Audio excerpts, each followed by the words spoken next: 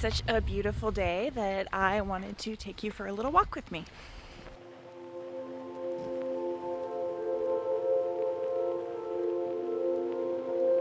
So you are smart, you are capable, and you've been able to figure things out in your life. And you've probably even had some success, maybe even a lot of success in your life. But for some reason, you're still struggling with this unrelenting sense of unease, this deep and foreboding sense of doom.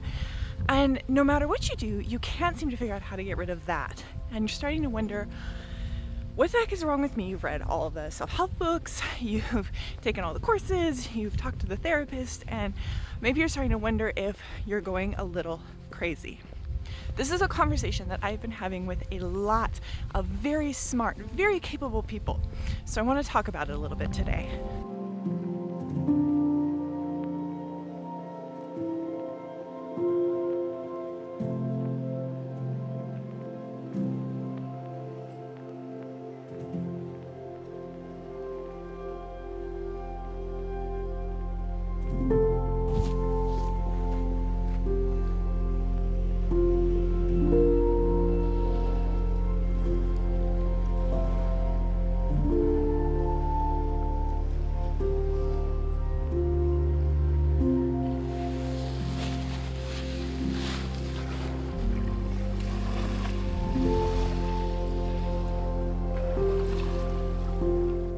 So if we don't know each other yet, I'm Sukie Baxter, founder of Whole Body Revolution, where I help you to rewire yourself for greater health, happiness, and success. If you're new here, make sure you click the subscribe button and hit the bell to get notified so you never miss a video update, and anything that I mentioned in this video, you can find linked in the description box below. And this is really probably one of the hardest things that I have had to deal with in my own life, was back when I started getting into this work and I was feeling like I was falling apart on the inside, but outside everything looked really great. I was able to figure a lot of stuff out. I had become an intercollegiate athlete. I wasn't someone who was naturally athletic, but I figured it out. I was competing on horseback at a pretty high level. I'd completed 2 study abroad programs and lived in other countries and learned foreign languages. I was a straight A student. Like, on paper, my life looked really good. And so when I tried to talk to people about why I felt the way that I did, it was really frustrating because there was really no reason that I could point to that I was feeling this anxiousness and this unrest inside of me. But it was there nevertheless.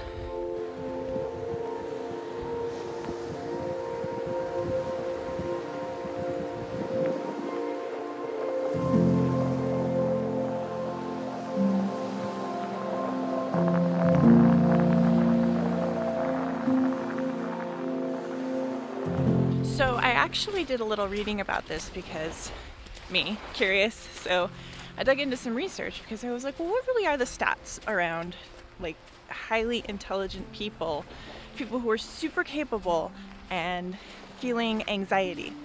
And I came across this really interesting study that was done where people surveyed members of Mensa. And in order to be a member of Mensa, you have to have a super high IQ score.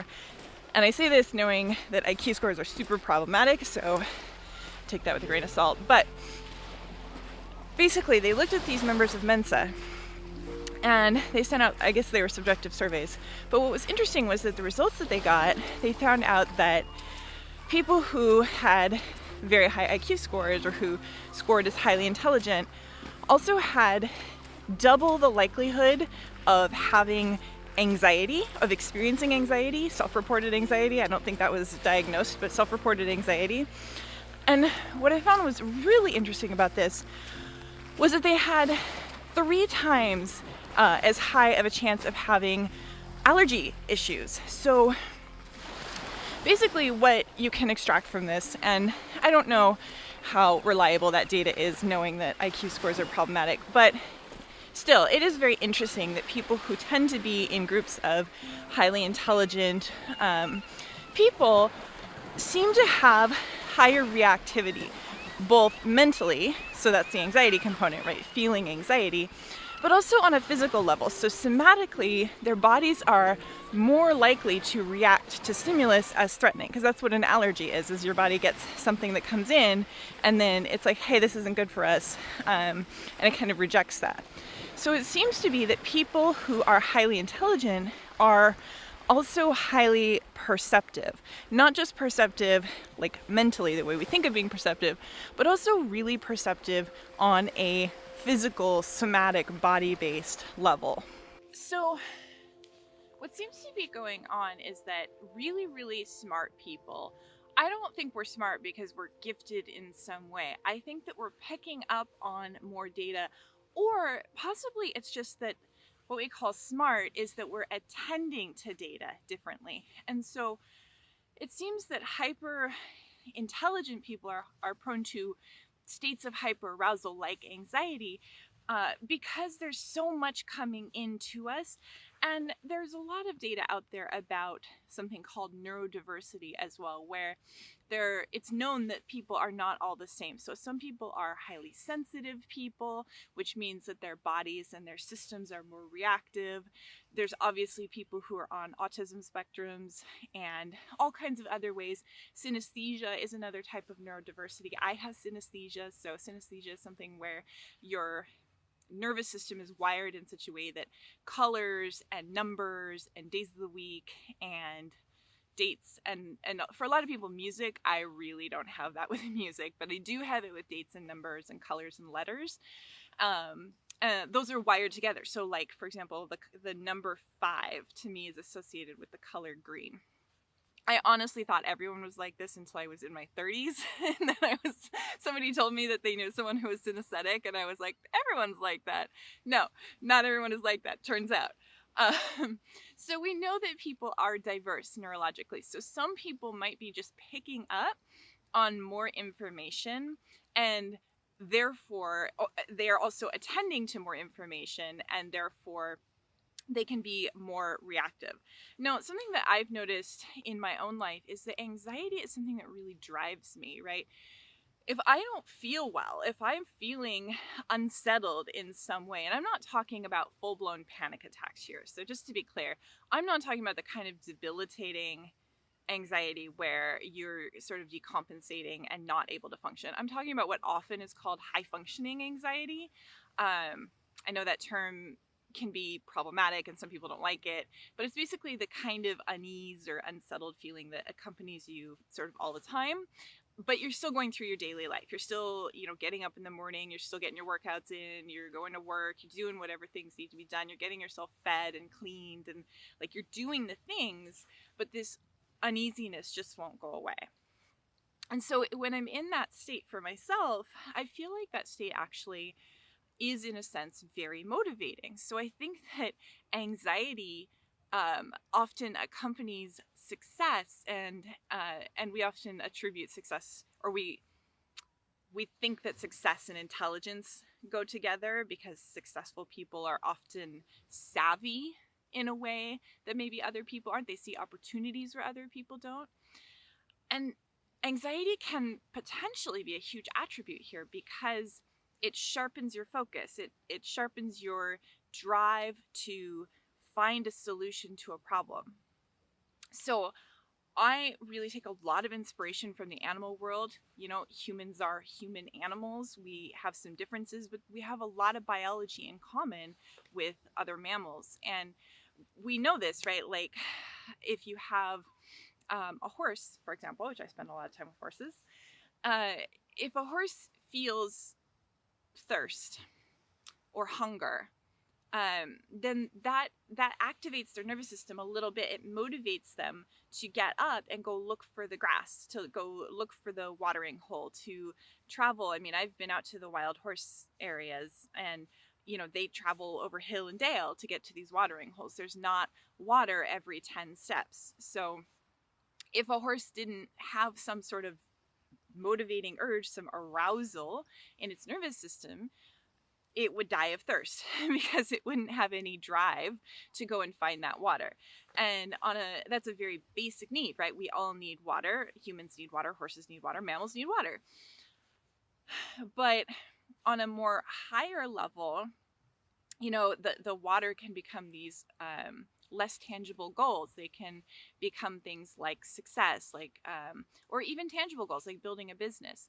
And so the anxiety can drive us, but then the problem is that we start to feel like, well, I'm going to resolve the anxiety when I get to XYZ goal. So I will feel less anxious when I can run a marathon. I will feel less, when you check that box, I will feel less anxious when I reached 6 figures in revenue in my business, 7 figures in revenue in my business, 8, whatever your revenue goal is.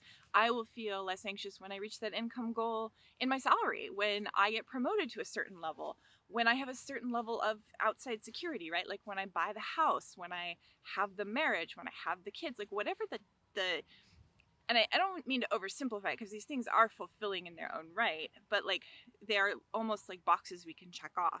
And so the problem with that is that essentially we are looking for outside solutions to an inside problem.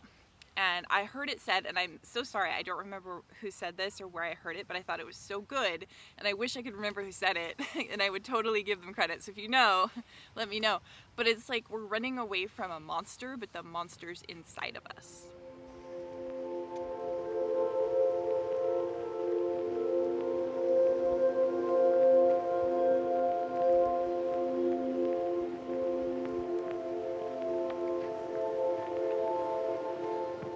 So then what happens is that we continue to chase these internal states, these internal monsters, with external tools and metrics, trying to get rid of our states of anxiety or states of unease by accomplishing or achieving the next thing.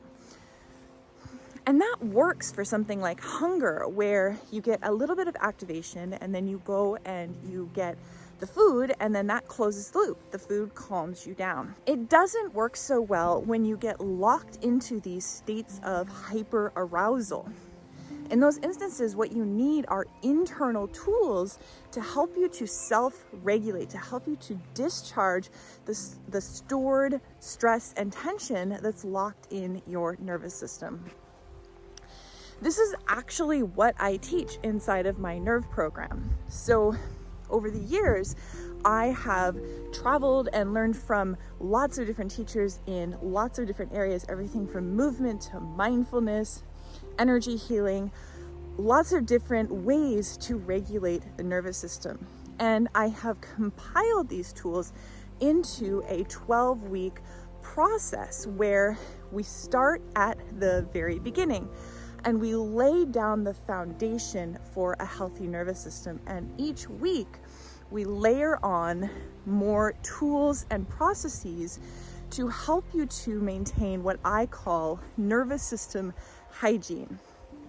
So just like you go to the gym, you work out, you take good care of your body by eating nutritious food, and you do this on a daily basis. You don't just do it once and check it off the list, but you keep doing it every day.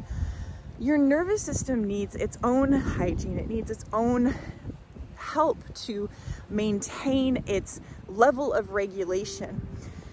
And this is extremely true for anyone who is prone to high sensitivity or hyperarousal, who's just more sensitive to stimulus and to input, because if you're pulling in lots of information all the time, it can bump you into these states of high arousal and you can get kind of stuck in the anxiety. So, like I said, this is what I teach inside this nerve program. It's a 12-week program and we are enrolling right now. So if this is something that's interesting to you, something that you would like to go deeper with and to apply in your own life, I would love to talk with you. So enrollment into the nerve program is by application only. So you can click the link that's on your screen or in the description box below, and you can set up a time to talk to either myself or someone on my team. And you can fill out the application so we can get to know you a little bit better. And we'll talk to you, or I'll talk to you depending on who's available. And if the nerve program is a fit for you, we would love to have you. And if not, we will try to steer you in the right direction and get you the resources that you need. If you like this conversation and you want to take it further and you want to go deeper, make sure you click subscribe, hit the bell to get notified every time I release a new video. Thank you so much for watching. I really appreciate you being here, and I will see you in the next one.